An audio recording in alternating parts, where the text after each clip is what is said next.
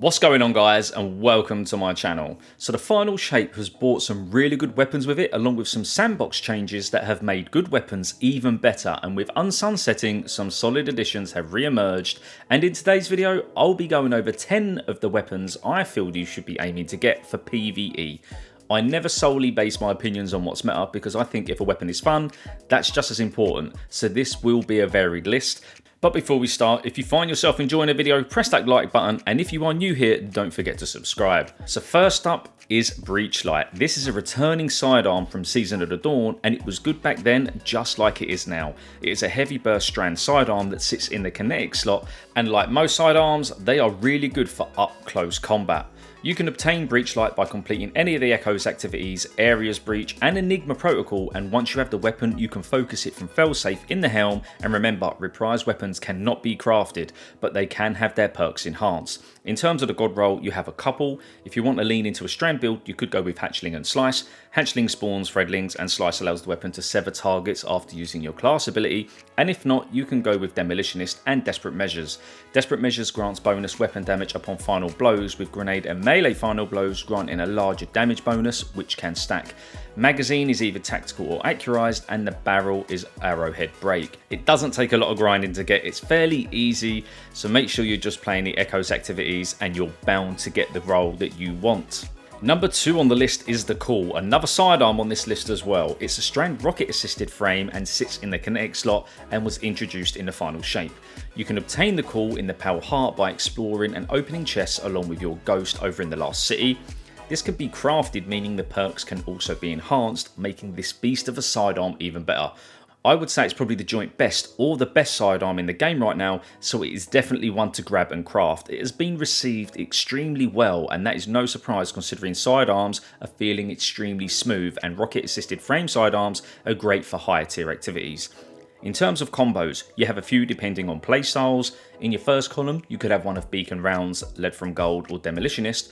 I'd go with Beacon Rounds personally, with the Call being rocket assisted, your projectiles are granted tracking. And in the second column, you can have Vorpal, Hatchling or Desperate Measures. Magazine is either tactical or appended, with your barrel being volatile launch. Honestly, the Call is a top tier weapon and one that's certainly worth the time to grind out, guys. So make sure you get grinding for the role that you want. And red borders seem to be dropping loads this season, so that means you shouldn't have any trouble getting the crafted version of this and then getting the exact role that you want. Number 3 on this list is Scintillation, the new adaptive burst linear fusion rifle. It's a strand fusion that sits in your heavy slot, and I really like this fusion, guys. You obtain this by completing nightfalls when the weapon is in rotation, and your chances for it to drop depend on the difficulty of the nightfall. GM is a guaranteed drop, and you can get an adept version, which means it has better stats. Linears have always felt good, and they offer some great damage for bosses and tougher enemies. Scintillation also has a great perk pool, which makes this fusion even better. It's so good in PvE, and I've been having a ton of fun using it. The perk combos I'd look out for would be Rewind Rounds and Bait and Switch, as Rewind Rounds will refill your mag up to 60% based on the number of hits when a mag is empty, and Bait and Switch grants 30% increased damage for 10 seconds once you've dealt damage with your primary and secondary weapons. You could also go with Firing Line as long as you're in a fire team though, guys, because you will get a 20% increase in damage to precision hits when you're close to your allies. It's defo worth grinding out, guys, so watch out for this in the next rotation.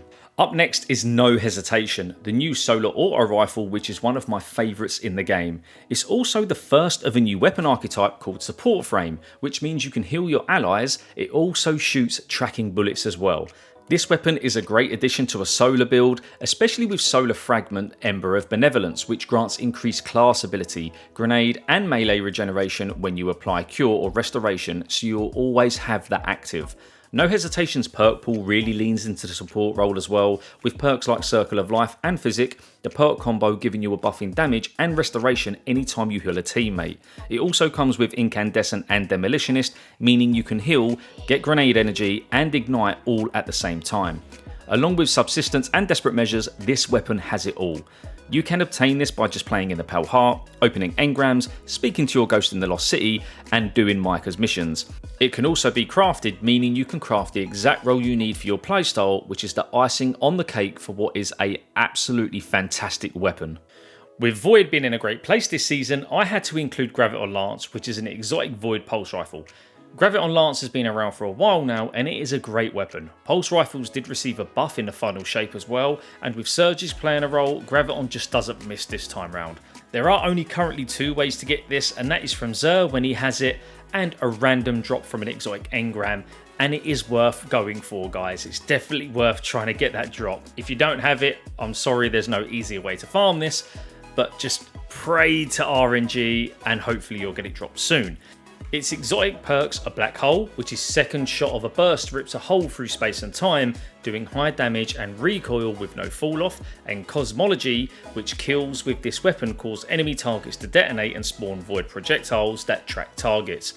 And it has a catalyst as well that can drop from playlists like Crucible and Vanguard. The catalyst gives the weapon Vorpal, making this beast even better. And with fragments like Echo of Instability adding volatile rounds to this weapon, it makes it a must-have for a Void build. It also performs really well in GM Nightfalls and dungeons, so you have no fear when it comes to endgame activities. It's definitely worth using this season and probably beyond as well, so make sure you get it. And if you do have it and it's in the vault, take it out of the vault, dust it off and start using it. Next up is 21% Delirium. Now for yous that might never heard of this before, this is the Gambit pinnacle weapon all the way back from Season of the Drifter. This beast has been unleashed once again with Bungie reversing sunsetted gear. 21% Delirium was so good back then and it's still good now, and if you don't have it, the good news is it's really easy to obtain. Just go over to the Monuments of Lost Light over in the tower and you can purchase it from here. This is an arc machine gun, and what makes it so good is its trait combo, Overflow and Killing Tally. Overflow loads the weapon beyond normal capacity, this maxes out at 100% of the magazine capacity, and Killing Tally increases the weapon's damage when we get kills until the weapon is stowed or reloaded. This means 21% Delirium's mag can max out at a whopping 204 rounds, which is insane. A machine gun with 204 rounds will shred, and it makes a great weapon for ad clearing and doing boss damage as well. It's been fun using this again, and I hope more players either dust it off or purchase it. Next up is Lost Signal, a new type of grenade launcher introduced this season. It's basically a legendary Wither Horde, and that is because of its archetype, Aerial Denial Frame. Burst fire grenade launcher, each projectile creates a lingering pool on impact that deals damage over time, and it does some good tick damage as well and is really good when ad clearing, especially with its origin trait Radial Area Transposer, which makes enemies explode into a pool of Radialarian fluid, which adds to the weapon's archetype. I also really like Vex themed weapons as well. They are some of the best looking in the game in my opinion. You can get the Lost Signal in a few different ways by completing Breach Executable, the new seasonal activity, decoding Echo engrams, and increasing your failsafe rank. Lost Signal also has some nice perk combos as well and can be crafted, amplifying the benefits of the perks. In the first column you have stats for all, lead from gold, and auto-loading holster, and in the second you've got one for all, demolitionist, and Vorpal. Straight up guys, this is a great grenade launcher and frees up an exotic slot for you to use somewhere else. And moving on, we have the new Strand aggressive frame machine gun, Pro Memoria, and oh boy, this is a solid weapon to be using. It's a new archetype for machine guns in the form of aggressive frame, meaning it will deal more damage at the cost of recoil. This is another Pale Heart weapon, meaning it will be relatively easy to obtain through engrams from the Pale Heart and reputation ranks from your Ghost. This weapon is also craftable, meaning you can get the exact role you want along with better perks.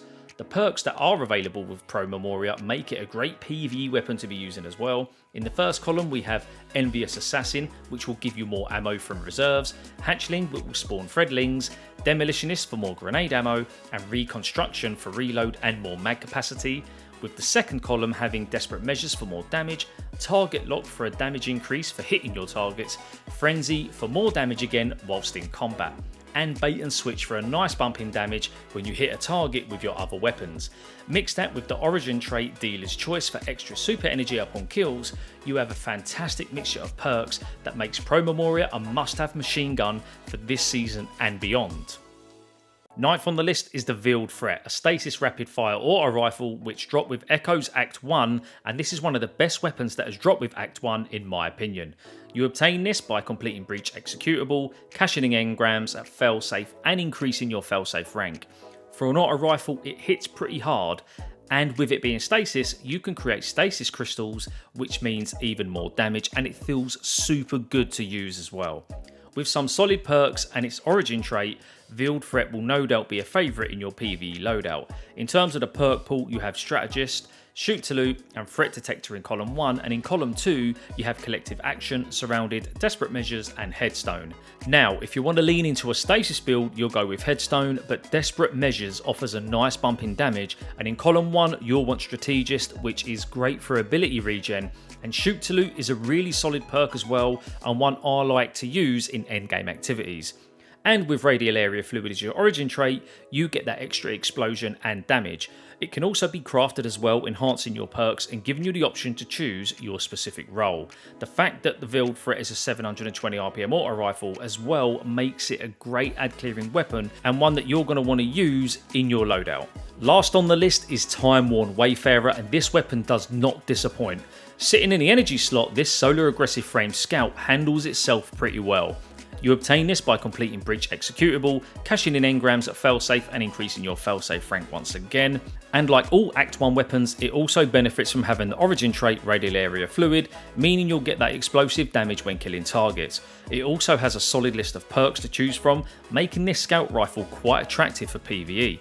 Perk options are as follows. In column 1 we have Dual Loader, 4th times a charm, Shoot to Loot and Heal Clip, and in column 2 we have Precision Instrument, Incandescent and Desperate Measures. Having Heal Clip is so good, as this will allow us to play that support role at a safe distance whilst getting headshots, and pair that with Incandescent, you've got a perk that will bring out the best in Time Worn and your solar build. Desperate Measures is always a solid option as well, along with Shoot to Loot. Again, we can craft this weapon, making the perks even better. Honestly guys, don't sleep on the Time Worn, it's such a good weapon to be using in this season and beyond. But that is the end of the video guys. If you're still with me, thank you so much for sticking around.